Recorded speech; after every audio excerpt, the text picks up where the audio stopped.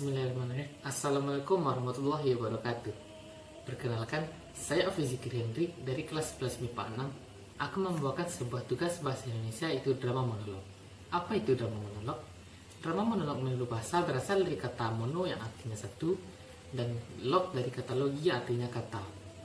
Sedangkan menurut istilah, drama monolog adalah suatu unsur seni yang mengajarkan suatu seni peran yang hanya diperankan oleh satu orang saja.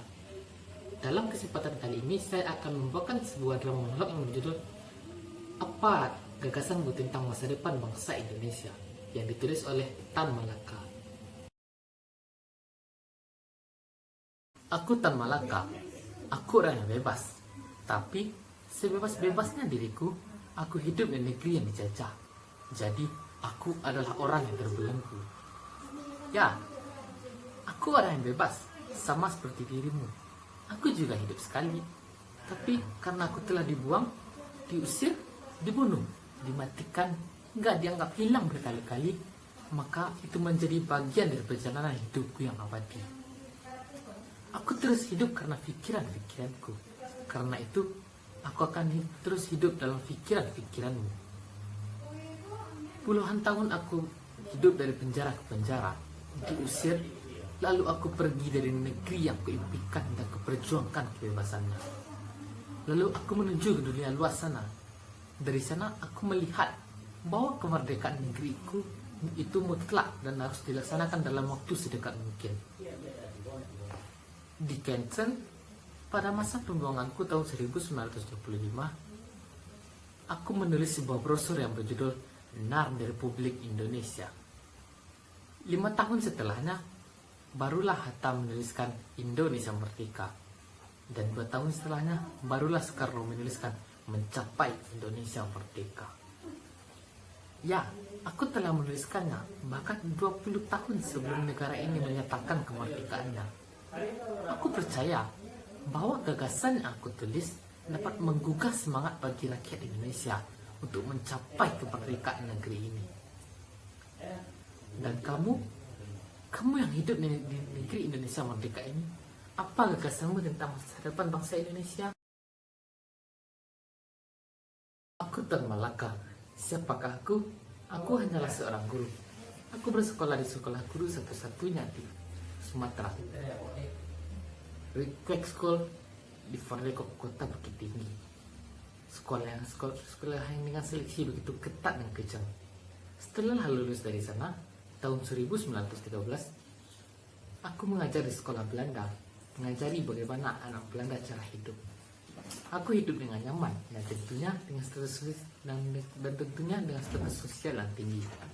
Ayahku, Haji Muhammad Rasid Canego, hanyalah seorang pegawai jawatan biasa di pertanian. Sedangkan ibuku terlahir di keluarga yang terpandang.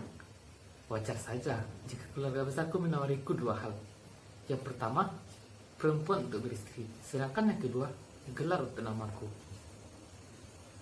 Ibrahim gelar Sultan Malaka, dan yang kini kalian kenal Tan Malaka. Siapa yang tidak mau menjadikan aku sebagai anak menantu mereka? Tapi bukan itu yang aku harapkan. Aku juga tidak bisa menolak kedua-duanya, maka aku ambil tawaran yang kedua, gelar untuk namaku, Tan Malaka. Ada yang mendorongku untuk pergi dari kampungku, Nagari Panan Gadang, Suliki 50 kota. Seorang angku di kampungku pernah berkata, "Wahai Tan Malaka, pergilah kau menimba ilmu ke negeri sana untuk mewujudkan mimpimu membebaskan negerimu ini dari penjajahan. Hanya kaulah satu-satunya harapan bagi kami." Setelah memikirkannya beberapa hari, aku mengikuti seleksi yang begitu ketat dan kejam. Ya, aku adalah 3 orang yang lulus dari 300 calon di salah satu sekolah guru Rijkswijk School di Haarlem, Belanda. Oktober 1913, tepatnya setelah beberapa bulan aku tamat dari Quick School, aku pergi ke Belanda. Ya, itulah perjalanan yang mengubah seluruh hidupku. Aku Tan Malaka. Aku bukanlah anak yang bodoh. Aku tahu pasti itu. Tapi di Belanda aku dipaksa untuk terus belajar. Pagi hari aku belajar di tingkat kelas 1. Sekarang petang, aku belajar di tingkat kelas 4. Aku juga sangat benci belajar menghafal.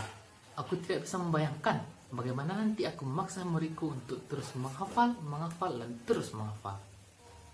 Menurutku, metode itu tak akan terpakai lagi di masa depan, kecuali untuk mata pelajaran yang sangat cocok dengan menghafal. Bagaimana mungkin aku menghafal bunga yang terada di negeriku? Bagaimana mungkin aku menghafal jumlah gigi kata yang terada di negeriku? Lantas, untuk apa aku mempelajarinya? Apa hanya untuk mengajar anak-anak di Belanda? Hidup di Belanda juga membuka mataku. Bagaimana tidak adilnya antara rakyat Indonesia dengan murid-murid di Belanda. Aku sangat benci ketidakadilan itu. Di Belanda, aku bertemu seorang profesor, yaitu Profesor Snock Hurchons. Aku pernah berkata kepadanya, aku tidak bisa membayangkan bagaimana aku belajar bahasa Jerman hanya untuk mengajar anak-anak di Jerman. Dengan santainya, dia pun menjawab pertanyaanku. Kau baru belajar bahasa Belanda sejak umur 13 tahun, tapi kau tidak bisa menyelami alam pikir dan jiwa anak-anak Belanda yang kelak akan jadi murid-muridmu. Kau tidak bisa berbicara lazim dengan seusia mereka. Aku setuju dengan pendapatnya itu. Dia benar tentang itu. Aku sempat pernah berpikir untuk berpindah haluan setelah mendengar perkataannya itu. Tapi, aku menghormati salah satu guruku di Quick School di Fort Rekop, yaitu Gunung Tinggi, itu guru Horensma. Aku sangat menghormatinya karena dialah aku tetap melanjutkan pendidikan di negerinya ini. Aku tak Malaka.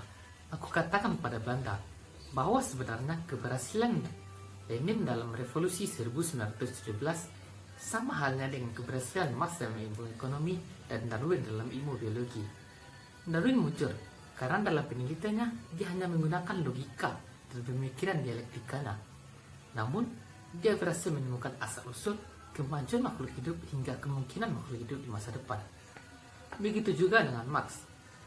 Marx yang menggunakan pemikiran dialektika materialistisnya menggabungkan seluruh pemikiran dari zaman Aristoteles hingga zaman David Ricardo, menggabungkan semuanya hingga dia berhasil menemukan kemajuan dalam bidang ekonomi dan kemungkinan adanya sistem kapitalisme di masa depan.